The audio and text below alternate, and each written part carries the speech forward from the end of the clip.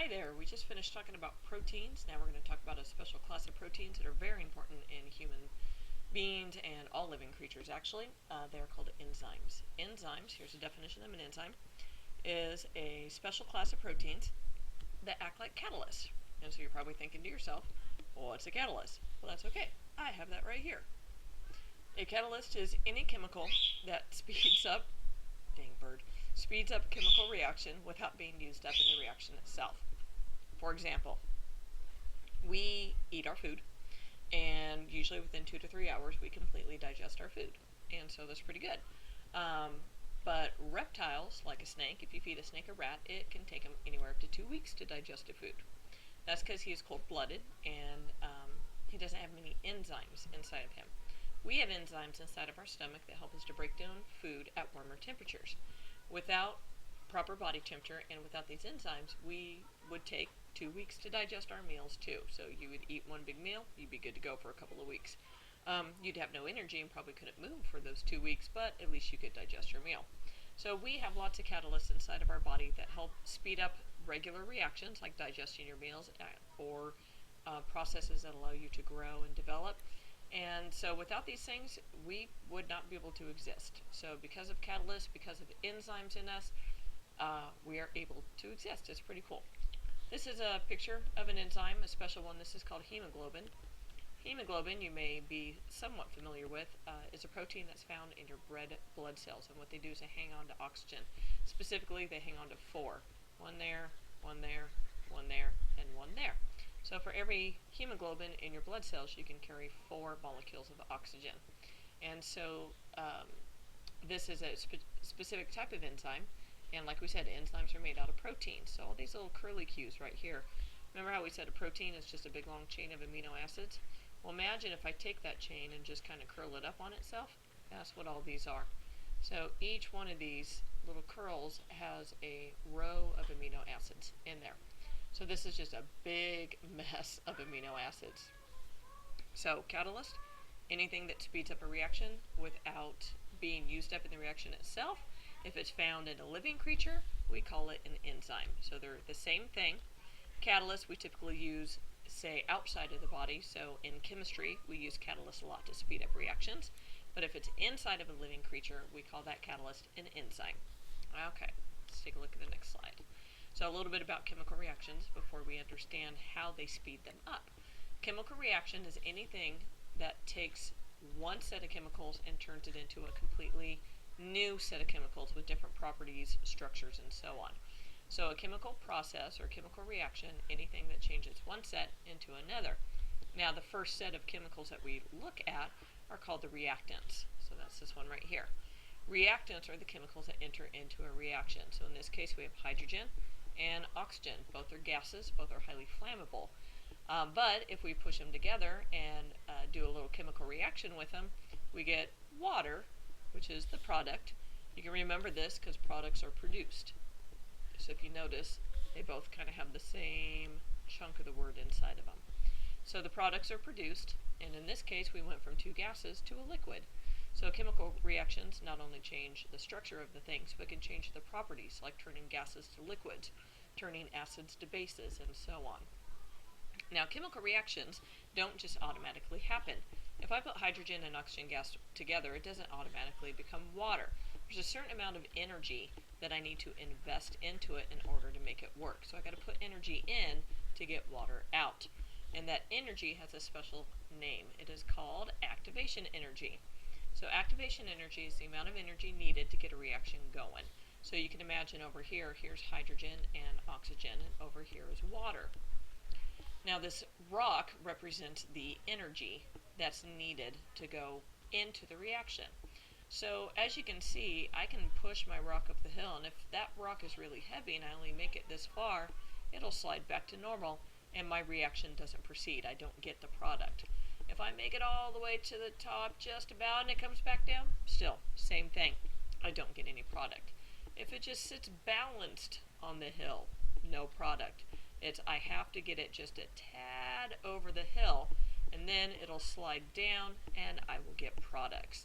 So this hill represents the activation energy, or the energy needed to get a reaction going. Now Now, some reaction energies are really super tall. Those are reactions that may take years to happen.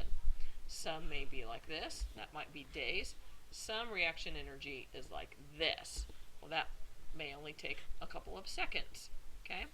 So the activation energy for different types of chemical reactions vary depending on the chemicals involved and the reaction that's going to happen. So if I wanted to make products in my body and this hill is too high, well, I need something to help it out. And that's where enzymes come in. What enzymes do is they take this giant hill of energy you need to get up and over, and they cut it down like this. Well, now I can get my rock up and over there. That's way easier. So I've now taken what may take 2 weeks, like digesting my meal, and I've now turned it into a 3-hour job. And so that's what enzymes' jobs are to do, is to make sure that reactions happen in a timely manner, quickly, efficiently, and what's really cool about them is that they don't change during the process. An enzyme that goes into a reaction comes out looking exactly the same and can do the job again and again and again. So we have enzymes all in our body that help us digest our meals, and after we digest our meals, they're there ready to go, waiting for the next meal to come down. So they're pretty cool like that. Alright, so to speed up a reaction, we need to add an enzyme. Remember, an enzyme is just a fancy name for catalyst if it's found in a biological thing. I like to think of enzymes as Pac-Mans. You'll see why in a second. Okay, so here's my enzyme right here. And I need to break down the food I ate. And so imagine that the food I ate is, say, sucrose, which is glucose and, oh shoot, I just forgot glucose and galactose. No, fructose, sorry. Let me fix that. Okay, and let me get a brighter color so you can see it. So glucose and fructose make sucrose, okay? Well, my enzyme is what's going to help me break that down a little bit quicker. So my enzyme takes the substrate, which is just a fancy name for reactants when involved in an enzymatic reaction. So the substrate are just my reactants, and they're going to go find and sit in this chair that looks just like it does. Hi. Do you want to say hi? Hi. Look in the camera. Say hi. Hi. Okay, now go away. Go play. No. Yes, I need you to go play. Okay, you can sit and listen. It's not that exciting. Okay. Just wanna go. Go where? I'm sorry. So anyway, so the substrate, the reactants, have a very specific enzyme that they fit in because the seat fits exactly the same. So that seat is called the active site. So as you can see right here, here is the glucose and the fructose, and it sits perfectly in this enzyme. When it does so, we call it the enzyme substrate complex. And it's really easy to remember because it's made of the enzyme and the substrate. Super simple. Okay, then what happens is that it breaks down the activation energy required to snap this little guy in half to make glucose and fructose. And if you notice, my enzyme is still exactly the same and unaffected. Okay, and so this is the process. Now he's ready to go and to do the same exact thing to many other things. So we have substrate, the reactants. So these are the products, the things that are produced in the reaction. The enzyme goes in, takes them, breaks them apart, makes the products from them. Enzyme is unaffected, now can go, can now go do the same thing over and over and over again. Okay, now if we were to wait for this to happen, substrate to products all by itself, it would take weeks, months, years, days. And so we need to happen a little faster, and that's where the get out of the way. That's where the enzyme comes in handy. All right. How things that affect how enzymes work. Our body is 98.6 degrees. So as you can imagine, that enzymes in our body should work best at 98.6, which is right here, 37 degrees. So you can see that enzymes are very specific as to how they work. If we get too cold or too hot, they are not going to work well. So temperature is one thing that affects how well enzymes work. Another one is the concentration of reactants. The more stuff you put in, the more stuff it can break down. But there does come a point, as you can see right here, that the more you put in, the faster they work. But then you eventually fill up every enzyme, and it doesn't matter how many extra things you put in.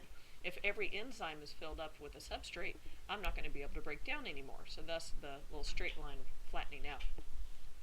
Same idea kind of works for concentration of enzymes. The more enzymes you put in there, the more they will do, but there will eventually come to the point where all the substrates will be filled up with enzymes, and same thing, you'll turn into a little flat point.